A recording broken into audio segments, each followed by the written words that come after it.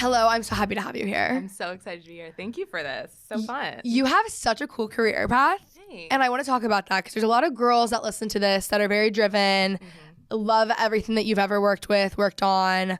So let's just take it back. Actually, what were you like as a kid? I love that question. I was an extremely shy, like painfully shy kid, which I think I was talking to someone else who like does community stuff, and she was like, "Oh, I also was like a painfully shy child," and I don't know what there is there, but I think there's a correlation. There. Yeah. So I was like a painfully shy child. I was like super observant, or observative, whatever. But I wasn't. I just wasn't like super social. Like I would have preferred to be like with my family. Like I had like a few close friends, but I just wasn't a super social kid. But I was very into like, I was a big reader, Same. people. Like I love people, but I wasn't a social person. I was more of an observer of people. So I think that's why I was like a big reader. And yeah, I was, adventurous in certain ways. Like I really wanted to travel. I started traveling and like doing like little like those like kid travel groups that you go on. Yeah. I started doing that like when I was pretty young. Wow, that's really interesting. Yeah. I didn't know anyone who did that when we were younger. Yeah, I went to like China when I was like 12 by myself. How did you do that? What was it through? It was through this thing called People of People. I don't even know if they exist anymore, but if they do. I've done like EF trips, like those group trips. Yeah. Okay. Yeah, kind of similar, except it's like you don't know any of the kids when you go. They're all like from your neighborhood, or from your area. I'm from like the DC area in Maryland, but I didn't know any of the kids. I went to China for like 3 weeks when I was 12. That's crazy. My parents were like, later, enjoy. Wow. Like not kind of different, but yeah. But I mean, other than that, I like was just like a quiet reading girl. What did you want to do when you were older? I really didn't know. I went through the things that kids go through where they're like, I want to be an actress or I want to be a singer. I feel like every kid like goes through that because, we watch that. So oh, yeah. No, I wanted to be a Disney star. Yeah, of course. Like, hello. But I didn't know what I wanted. And I actually think as I got further, like as I became a high schooler and as I like started to go to college, I actually had this like anxiety about this idea that I didn't know what I didn't know when it came to like working in my career. Like I felt like I started to have friends who were like, I'm a photographer or like I'm a this, and they like had their thing and it was their passion and it was what they were going to do, or I'm a writer. And I was like, I don't know which one of these things is mine. And it was stressful, the idea that I didn't know what was even out there that I could do. And maybe my thing was there, but I had no idea what it was. So I had a lot of like anxiety about that in my like later teens. And it's funny because that was actually true. Like I didn't know that the work that I was doing, that I've started doing, was even a thing, because it wasn't really a thing when I was like in high school or college. That's so true for so many people. Yeah. Think about the jobs that exist now. I know. That didn't like 3 or 4 years ago. I know. Even avenues. Like I think of, do you see Girl Boss Town on TikTok? Yeah. So she's coming here tomorrow, but that's another, I'm like, whatever career she makes out of this is completely new.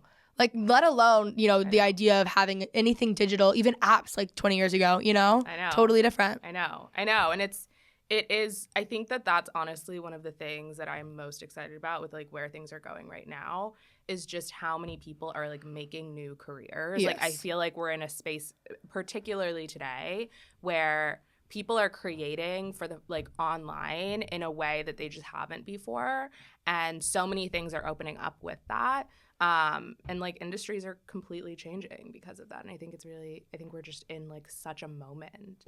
And I think there's going to be a lot to come in the next like 2 years. It's really cool to watch. It is. You kind of like feel like you have to keep up though. You're like, oh, yeah, what's new? In one way, it's really encouraging. In the other way, it's almost like debilitating. Yeah, because you're like, oh my God, I need to read like 45 Substacks. No, literally. Okay, so how did you decide like education-wise and then post-grad? Yeah, so I knew that I wanted to be in New York. Okay. And so I went to Barnard, which is a women's college, kind of like part of the Columbia University world. So what was that like? It was interesting. I mean, it's Barnard and Columbia have a really interesting relationship. Like, it's its own school. It's very small, but it's directly across the street from the university. every class that you take at Barnard probably has Columbia students in it. Most Columbia classes have Barnard students in them. So it's like very kind of like connected in that way. And socially, it's pretty connected. But it still feels like its own unique experience. Like I knew I wanted to go there and I didn't want to go to Columbia just because of the community there and like, you know, things like that.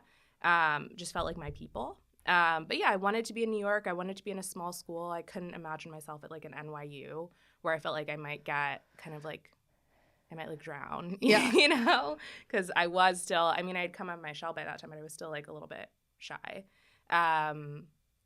And so I went to Barnard and I studied English because I was a reader. So I was like, I didn't think that's a natural choice. I think my minor was like, I actually don't remember. Did I have a minor? I don't know. Whatever. And yeah, I really loved school. I feel like I like found a lot of myself there and I like found an incredible community there. And then I started interning, which is kind of like how my career path started. My first internship was at Into the Gloss. That is so OG. Yeah, it was really OG. It was like 3 people in a loft. It was so fun, so cool. And I like learned so much. Let's talk about that. Like, what was it like watching? For those of you who don't know, Into the Gloss is where like Glossier came from. That was like that's what it became. Yeah. What was it like watching that progression and that growth? It was honestly something that I couldn't appreciate at the time, like what I was watching. Because, you know, you're so young and it was my first experience. You had nothing to compare it to. I had nothing to compare it to. And I remember like my parents and like people in my life being like, oh my God, like you're going to look back on this time and be like, I can't believe that I got to see the progression of this. And I didn't really appreciate it, honestly, until I like fully left Glossier. And I was like, oh my God, it's insane how much happened in that span of 7 years. But it was incredible. I mean, when I started there, it was like 3 people, you know, editorial. It was really fun, like interviewing a ton of different people. And I was like transcribing these like amazing interviews. And, you know, we had like this incredible product closet of like unreal products. And then I left to go home the summer. That summer was like the summer after my sophomore year, I guess. And I started working at Refinery 29 because at the time they had I don't know if you remember this. They had city sites where it was like they had like a Dallas site, they had a DC site, they had like a New York, Boston, etc. And the sites were like totally focused on the city. I don't think they have that anymore. I don't know how well that like worked for them, but so I worked for the DC editor at Refinery 29 when there was a DC site. And I just wrote. That was all I did, which was a great experience. Taught me that I didn't want to be a writer. I was like, okay, this isn't for me. At least that style of writing wasn't for me. Were you just going to like restaurants, like bars, things around? Okay, cool. Yeah, it was kind of like I would get like, she would give me a pitch that she wanted me to write and I would write it. And it was fun. It was like a real, you know, to be, I guess, like 19 or 20 and doing that was really cool. And then I went abroad. I studied abroad in Paris, and then I came back to ITG, to Into the Gloss, the spring of my junior year. And so when I had come back, it had been basically like 9 months or something, and they were like, you know, on the hush-hush, like, hey, we're like starting a brand. And we were like just getting started. It was still very much about Into the Gloss, but it was like, you know, they had one person on the side who was like working on products. And at the time, I really didn't know. I was like, I didn't know what she was doing for like for a good like month. And then yeah, I learned that. And it was cool. It was, you know, it happened in a way that felt very organic, you know, to me. And it made so much sense. And yeah. So I just started to see that blossom. And then about 9 months later, I guess, October, I came back in January. In October is when Glossier launched. So about, 10 months later. What was your actual position? So I was an intern for, while I was in school. Yeah. I was an editorial intern. And then I was like, okay, I think I want to try something different. So I was like, I want to do marketing. I had this idea, like I had no idea what marketing was. Like I feel like a lot of people don't when you're young and you're like, think something is one thing and then it's another. So I was like, I want to do marketing. So I think I have to leave.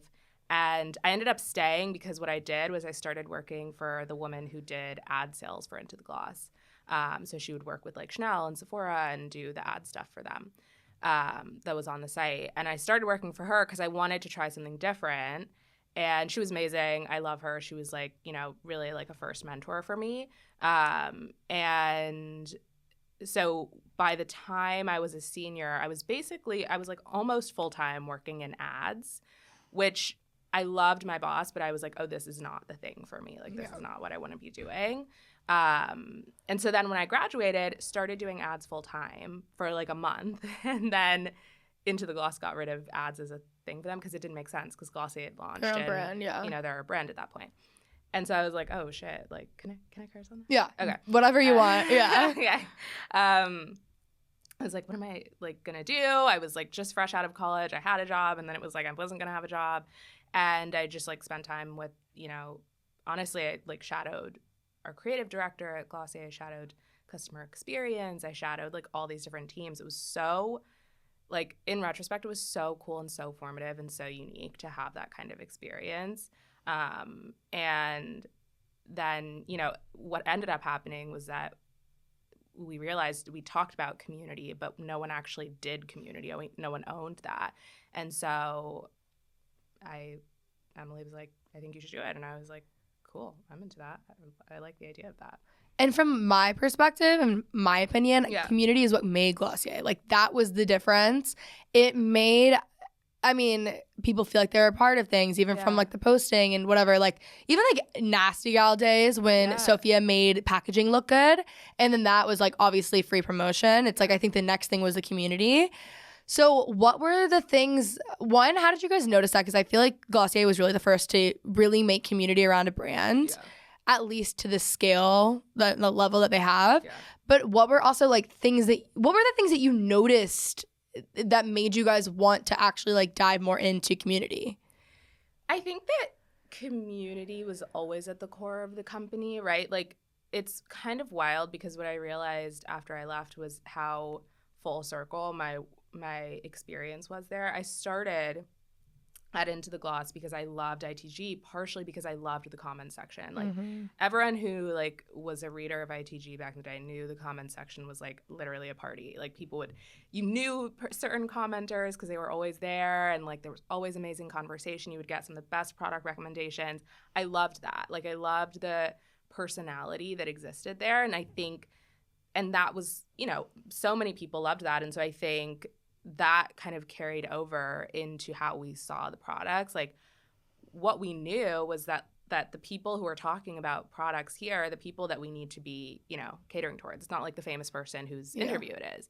And so I think it was always just a core part of the brand. And, I do think that community is one of those things. I mean, we can talk about this, but it's such a catch-all. Like, I think it's a word that has so much meaning, but also can have like no meaning at the same time. Let's talk about this. Yes. Yeah, we should definitely talk about that. But I think that the feeling of something being for you is a big part, especially for brands, of what makes community. And I think from the beginning that brand had this feeling of like being for you or me in a way that other brands just didn't at the time. And so that was a big piece. It's just like a through line of everything about the products, messaging, the packaging, all of that. So when we started building community in a real way, it was so organic because people already felt this affinity for the brand in a way that they just didn't for other brands. And there was such a desire for connection, right? And like, especially in the early days, like so many people would tell me like, I'm the Glossier girl of my friends. Like, I tell all my friends what to buy from Glossier. I'm the beauty girl of my friends. And that was that's key, right? Like the need and the want was already there. And so it was just figuring out how do we create space for this and like actually bring people together in ways that matter and that are impactful. What were some of the biggest like successful things as far as like making space for that? Yeah. So I think there were a few things. I think one of the first things that did in my time there, I hosted this event for a bunch of our customers in New York, and it was literally like pizza and wine in our showroom at the time, and it was like 40 people, wasn't that many people, and they were testing out what would be the new balm flavors. This was literally when there was one balm.com. Yeah. And like we were getting like I think rose and cherry and mint. And you know, we had this little event, people were testing these new products, meeting, having pizza, and I remember because I was like I had somewhere to travel after this event. And I couldn't get people to leave.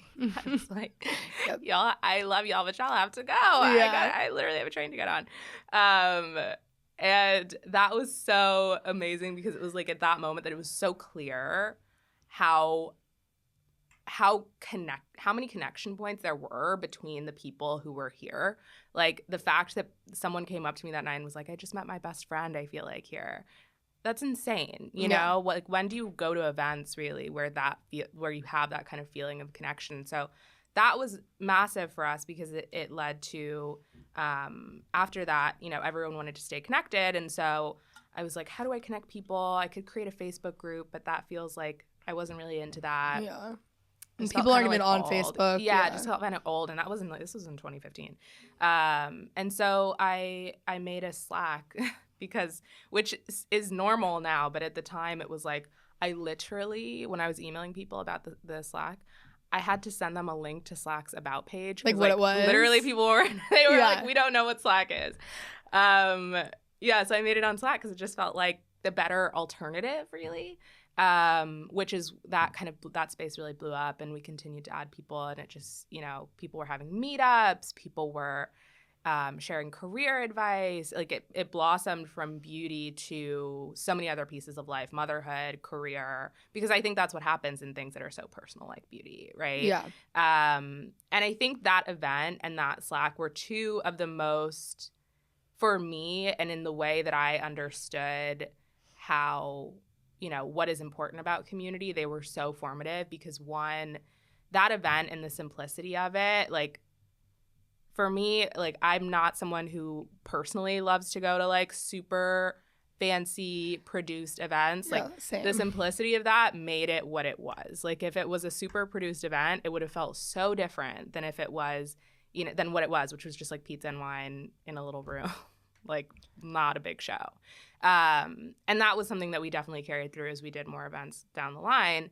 And then the Slack was like, you know, it was just this incredible moment of, you know, creating space for people to, you know, have conversations with people that they just felt an inherent trust with because there was this connection point through the brand. And for us, and this is what I always used to tell people, it's like when you as a brand or as a person or organization can become the facilitator of the connection, but not necessarily the focus, that's like incredible, right? Like it wasn't like we were there forcing people to talk about the brand. It was like people were talking about the brand. Maybe they're talking about a product they love. Maybe they're talking about a product they don't love. That's cool. That's good for us to know, you know? But they're also talking about other things that they use or asking for recommendations or talking about how they're caring for their plants or all of these different things. And that the power of like the connection through beauty became very, very clear very early on because of those things. I think it's so important, and it also is a relatively new thing. Like, I love brands that make you feel a part. Set Active is a very good example as well. Yeah. They've done a great job with community. I always tell that, like, Lindsay, that's the number one question when I'm with her. I'm like, how did you do that? And it's always, like, paying attention. I think people are so focused. It doesn't matter if you're a brand, it doesn't matter if you're an influencer, podcaster, whatever it is, on growing it rather than paying attention to what you have and like stewarding that well. And like that's such a good example. It's like, okay, there's 40 people, but that has turned into something massive because you were investing into the 40 people. Yeah. And I think like everyone misses that, you know, like you forget that that's actually a big deal. I talk about that all the time because I think, you know, I'll talk to people who'd be like, okay, you know, I'm in my early days, like I want to build a community. And their first question is, how can I grow it? And I'm like, well, who's there? Like, who's there? Like, what are the relationships like? how deeply connected are you to the people who are already there? Because I think one of the things that brands or people who have influence or organizations really have to recognize and like have to hold true is how fortunate it is to have people who care enough to take part in what you're doing. Like, we live in a world with so much choice, right? Like, you can buy from wherever you want to buy. You can like go wherever you want to go. You don't have to be loyal to or care about any brand or person or organization that comes into your life. And when that does happen, it is so important that you like cherish that. And even as you get bigger, and I think that is one of the most important things about community is like focusing on how do I like cherish and nurture the relationships that are here? Because undoubtedly, if you do that, those people are going to bring 5 more friends, right? Yeah. And that's like what happened with Glossier. It was like everyone wanted to tell their friends about this brand because it felt like them and they felt like a stakeholder in it in a real way. And yeah, I think that's the most important thing about building a real community. What do you think is the biggest mistake besides ignoring the community you already have that either brands or like personalities make? I think it's probably that. But besides that, biggest mistake, I think there's an idea that, community is like easy or it's like a soft part of the business. Or that it's like just building relationships and talking to people. And it, it is a lot of that. But I think that community, it can, there's so many difficult things about it. One, it takes time to build community, right? Like, it takes time to build real connections between people. Just like, and it literally is like relationships, right? And so it's like when you put a bunch of people together and you start to build connections between them, that's amazing. But like those relationships and those connections to you as a brand or a person or an organization, to each other, those take time. Yeah. So I think that's one piece. But I think also, especially when you're a community manager or, community person at a company or a brand or an organization, it can be really hard to be kind of like the in-between person, because essentially a big part of your role is to be voice of the people to the company and the voice of the company to the people. And that can be a hard place to be in, right? Because if there's things that people don't like, they will come to you. Yeah. There's things people love, they'll come to you, and buffer. That's the best part. Yeah. The best part is like when everyone loves things and you get to hear it and you get to like hear all of the love that people have for this thing. But it's hard when people don't like things and they're like, hey, you're our girl for this. So yeah, it's on you. But I think that is that those things make community tricky and difficult, and that I guess relationship between like where you work and your personal and like your life and all of that is hard when you're actually like your whole job is about people's real relationships with your company or your business. But I think that also makes it really special. It just depends on how you look at it. Let's talk about Geneva. Yeah. So at what point did you, let's start from day one of the idea. Mm-hmm. I actually got connected to the team building Geneva. Initially, it was like super, super small, very early days, through like friend of a friend. And I met our founder, and at the time, Geneva didn't have a name. He was like, this is what we're trying to do, and we're starting to design it. It was like super early days. I think it was in May 2019. And I was just so excited about it, one, from a utility perspective, because literally he was like, I know that you've built Glossier's community on Slack. And that is so fascinating to me because Slack is literally not a product for that. Yeah. And it's crazy that there is not a product that serves that. And I was like, yes, like piquing my interest. Agree.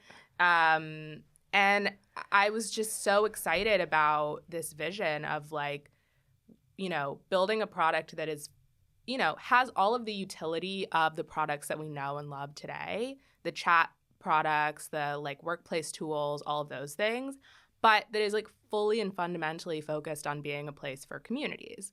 And I was just so into it. And I was like, okay, I don't know if you guys will make it. I don't know what will happen, but I'm like very into this. And so I stayed connected with them, and I was talking to the team like every month, just hearing the updates, like what's new, what's going on, seeing the prototypes, like the whole shebang. And then the pandemic happened, and life was weird and crazy. And I had been at that point at Glossier for 7 years total, 2 years as an intern, 5 years leading community. And I was ready for something new. It was all that I knew. And I really wanted to get into the world of community and tech, because I just felt like that is a space that is just going to blow open. And I mean, it is. And, by the time that happened, it was just kind of this perfect alignment in the summer of 2020 when I started, talking to Justin again after, a few months after the pandemic first started. And I was like, this makes so much sense. I already loved the team. I loved the vision. And they were starting to really make something happen. And it just felt like such a natural fit. It is such a great tool if you are digital. Yeah. I have told literally everyone that I know about it that does the same thing. It's so helpful. I will be out at the bars and I meet girls that are in even just the Dallas group chat, and they're like, oh my God, we met through your app, or not through your app, but through your chat or whatever. Yeah. And I'm like, it really makes the biggest difference. I had been on Facebook, I had a Facebook group forever, and I still have it. I couldn't even tell you the last time I went on it ever since I downloaded Geneva, because it really has made such a big difference. I'm such a community person, but you can't really do that. You can, I guess, but Instagram comments are not the same thing as having different rooms and essentially a big group chat, you know? Yeah. It's just truly made such a big difference. I actually love it. I literally tell everyone about it. The girl who was here before, I was like, are you on Geneva? At this point, I am the spokesperson. It's really helpful, but it's also I, from day one, have always wanted, I care, community first. That's what I care about when it comes to the entirety of my following. Yeah. And it is something that actually allows for it. And it's insane that it didn't exist before. I know. I know. Slack was not the right, Slack is work. Yes. So when you go on Slack, you think work or school. Yes. And so it's incredible what you guys did with it, but this is just so much better. Okay, first of all, that warms my whole heart. You've made my day. But also, I mean, yeah, I think, what you said about social media is super interesting. I think that in the next year, it's going to be so interesting to see how this evolves, because I think there are so many people, especially young women, building really meaningful spaces, social media first, because it's the most accessible tool to do so. But they're building spaces around mental health, wellness, things that are just community oriented at their nature, and haven't had the tools or the resources or infrastructure to actually build real community through the content that they've built for an audience, right? And I think my hope and very much our mission is that we can be the place for all of those people who are creating really cool spaces and conversations online, and want to actually bring those one layer deeper, and want to actually facilitate real conversation between the people who care about the stuff they're talking about, right? Yeah. And whereas, on social media, you kind of have to create the content or tell the story to the people and get the response, as opposed to letting people start the conversation themselves. Yeah, and I'm so over myself, and so it's nice that it's not always based off of something that I am putting out there. Yeah. I think you have to make it bigger than you. Yeah. And so that has been, it's been so helpful, and it's just, I don't know, it's so nice. Even we had a Dallas happy hour with Geneva. Yeah. And first off, we didn't realize it was happy hour time. It wasn't really actually supposed to be a happy hour time. We just said it was. And the drinks were $2. It was actually insane. Total side note, we had no idea when we got there how cheap it was going to be. Had no idea. Anyways, it was a really great time. That's amazing. And the next week, I'm getting DMs of girls out at dinner together. And the number one, I don't know if it's because I move or if I talk about how I love my friends all the time. I don't know what it is. The number one question I get is how do I make friends in a new city?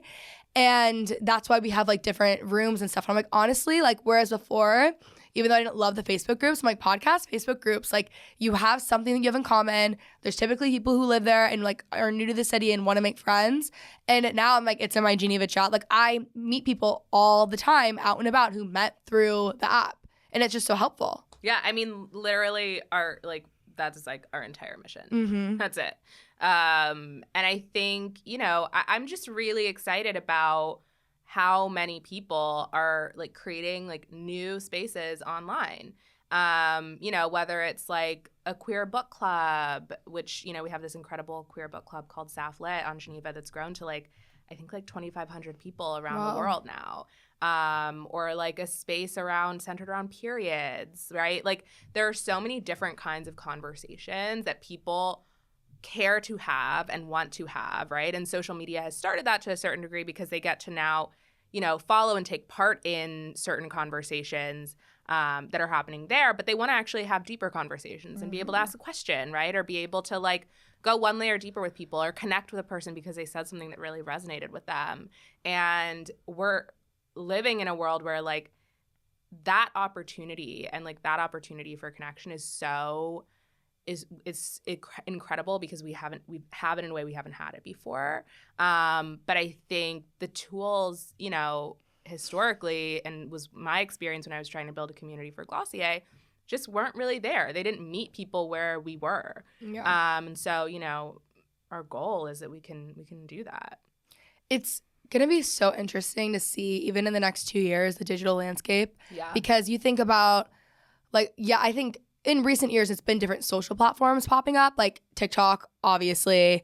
10 years ago, YouTube then versus now, like, it's so different. But I think, like, community builders, like, that's where it's going to have to head because, like, you can gain as many followers as you want, but, like, that doesn't necessarily equate to something. Also, if you're trying to make your brand, like, I don't know, like higher value or like convert better or even not that that's what it's about, but like, again, it's community. Like everything goes back to community. Even the purchases that I make, it's pretty much always like my friends' brands or people that I follow online that I love and I feel a part. And so it's like that stuff actually, one, it's the most fulfilling, and two, it actually really matters business-wise. I don't think like you can really have a brand and have the success anymore without the community. And I think like Glossier changed that, Yeah, I think that, it's so interesting what you said about like the digital landscape. One of the things we talk about a lot is that I feel extremely strongly, and maybe I'll be proven wrong, but I feel extremely strongly that like in the next year and a half, we're going to see this new identity of like a community creator really start to be, kind of the evolution of content creator, right? Like YouTube created the term content creator, which is kind of incredible, right? Because they created a space and an identity that was net new on the internet. And I think that we're going to start to see that with people who build communities online, right? And I think it's, to your point, it's not going to be about audience, but it's going to be about how does your community reach people? Who's there? And like what kinds of conversations are happening? And, I think we're going to have this new kind of role and new kind of identity online. And I'm really excited about it. And I think, when I think about like who is so inspiring, who's doing this already, it's like literally you and like OK Sis and, Nina, who started Saf Lit. Like it's all of these young women who are just like facilitating the important conversations, right? And I think I'm excited to see how it happens. I think and hope and believe that like, hopefully we can be the place for a lot of those people to start building. But yeah, I think we're at the kind of like precipice of a really interesting moment. It's so interesting. And even I think people also get confused. I look at like an influencer and even having friends who are on like the brand perspective. We had this conversation the other day, and obviously, not obviously, but for those who don't know, engagement in general is what brands really look for. It's not necessarily your following. So I think people look at me and like my life and are confused because I don't have like 1 million subscribers. And I'm like, it's not really about that. It's about the community that you build. Yeah. And now like people were doing that. We did that without having like a tool necessarily. Like we had like social platforms that weren't really created for actually making a community beyond yourself. Yeah. And so now I think it's a very interesting thing, and I do think it's where it's headed. Also, you look at people like even Tinks, who's blown up. Tinks is a very good example of someone who has built a community, you know? And it's like any influencer that I'm following, any brand that I'm like keeping up with, it is always the people who are creating community that I actually follow long term, rather than just like, oh, like that's interesting, or like I want to buy that. It's always people that I keep up with are those who are building community, even if I'm not a part of like Tinks's community, you know what I mean? But it's like I love watching her and keeping up because she's so engaged with her audience and makes it bigger than herself. Yeah. And that's, I think, where like the future is. Yeah, I completely agree. I love Tinks, and I think that, you know, it's about the engagement with people, but it's also about like the level of trust. Like when you're doing something that feels like, you know, it almost feels like, you know, this is for us, right? Like there's like a niche element to it. That's so powerful because people are like, yeah, you speak to me, and so I trust you. I trust your recommendations. I trust the things that you talk about. But then also when you build a community around it, it's like, there's an element of trust that just kind of exists between those people too, that I think doesn't necessarily exist if you're just, you know, being engaged with something for convenience, right? Or just because it's there. So yeah, I think I'm like super excited about the future of this because I think we're just kind of, you know, getting started really. I agree. It's very exciting. I want to talk a little bit with you to end off the episode on like career tips. Yeah. Because there's so many girls who follow and are like post grad looking to, you know, would kill to have worked and had like the resume that you've had. What would be your, like, I know this is like so vague and difficult, but like your best career tip, and then also maybe some like practical like interview, like resume type tips. Yeah. My first career tip would be to go with the thing that you love over going with the thing that you think has, you know, more pull or more name recognition, because you never know what it will turn into. I did that when I was in college. Like I started at ITG, you know, all the girls like wanted the Teen Vogue internship. Like that was a thing at the time.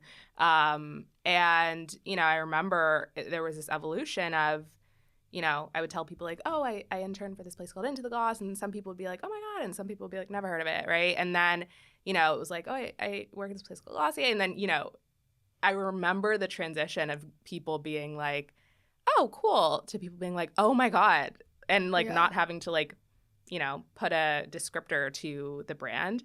And I think that started with just like, you know, wanting to intern somewhere that I loved and I believed in first and foremost, as opposed to just like interning somewhere for name recognition. So that I would really, you know, recommend. And then the second thing that I would say is I do think that I don't know. I feel like this is kind of like people have, you know, hot takes on this, but I believe that like if you are interested in a person or a company or something like that, you should reach out to them like cold, over DMs, on LinkedIn, on email. Like that's how I got my first job. And I think that also the person who responds to you and is like, yeah, like let's chat, that's a person that you're also just going to want to know, because that person is like cares enough to take time out of their day to say like, yes, you reached out to me and I want to support or help it however I can. Maybe it won't be a job there, but it could be something else, right?